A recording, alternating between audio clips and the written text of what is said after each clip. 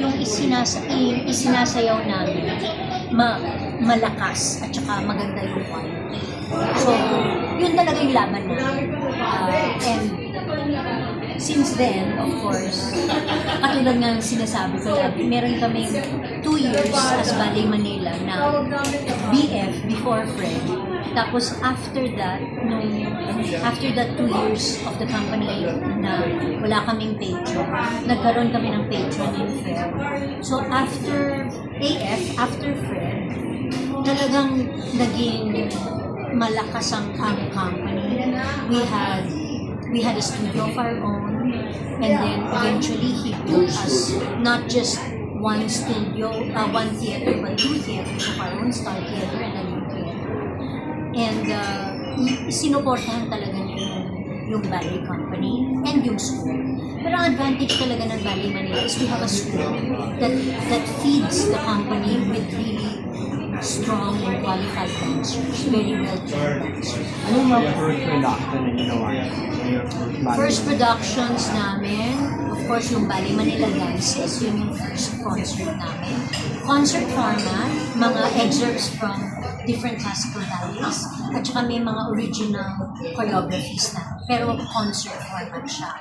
The first full-length ballet that Ballet Manila danced was Swan Lake, but it was with the Krasnoyarsk Ballet, 20 other dancers from Krasnoyarsk Ballet. That was performed sa Cultural Center of the Philippines to celebrate my 10th anniversary as being a Philippine prima ballerina based in the Philippines. That was in 1996.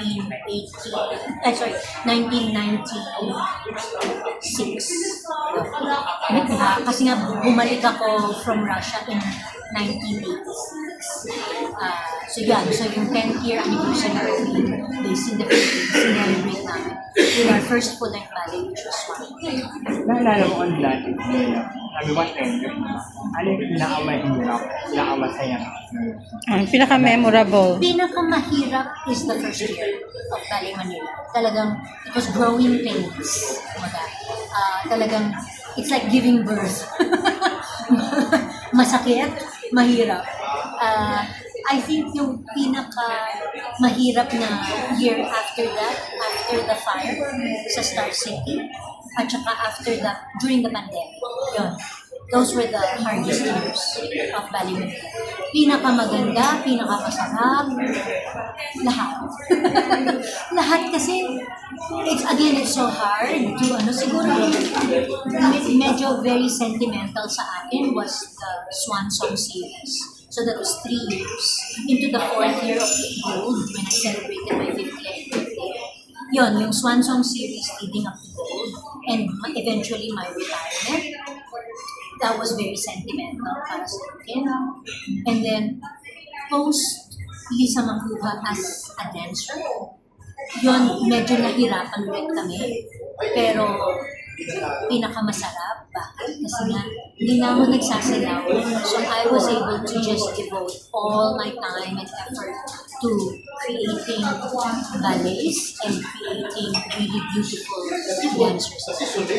Ang next early lang, paano mo nakuha yung mga records, paano mo na nakuha right o may namilo direct namilo mga Kasi yun nga every year, lagi kaming nagsasayaw ng classical ballets. So these classical ballets were staged by Tatiana Udalenko, Sir David Puno, Silas Bacoso, ako nag-stage din ako. So we started collecting a repertoire over the ages.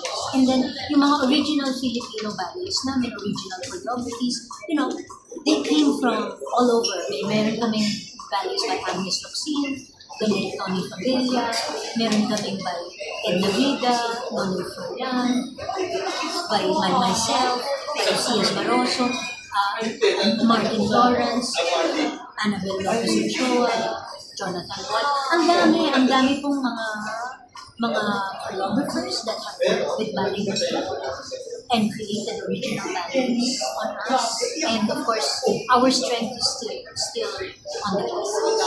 Ang next year na balik paano siya na-promote? I think it's still based on the foundation of classical ballet. So, yun talaga yung strongest asset namin was that really strong foundation of classical ballet. After you are able to do the classics well, you can really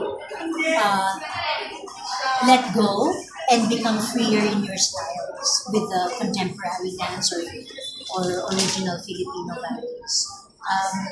So yun talaga yung strength ng company is the classical ballet foundation.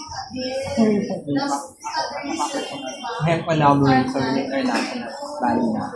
So, minsan ba na yung ballet Manila yun? Parang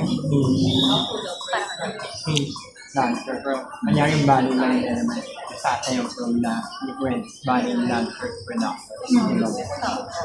Ganyan ba? Meron kasi nga like last year nangyari na siya.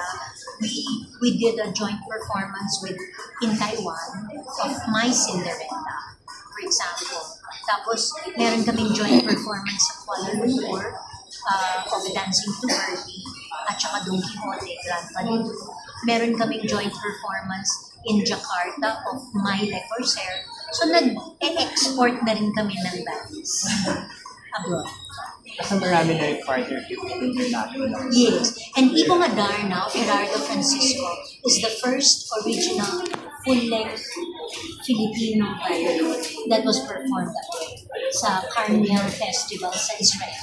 But this year, meron bang international? This year meron na kaming plano to perform My Cinderella in Kuala Lumpur, My Sleeping Beauty in Taiwan, and My Cinderella in Jakarta. Pero unless 30th na, ano yung magiging end goal mo from Bali Manila?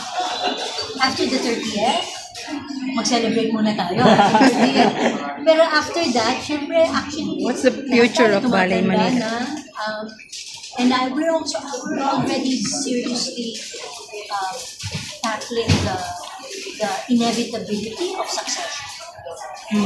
Siyempre gusto ko talaga Ballet Manila will last and continue to thrive until after I'm gone. So, again, we're preparing for that.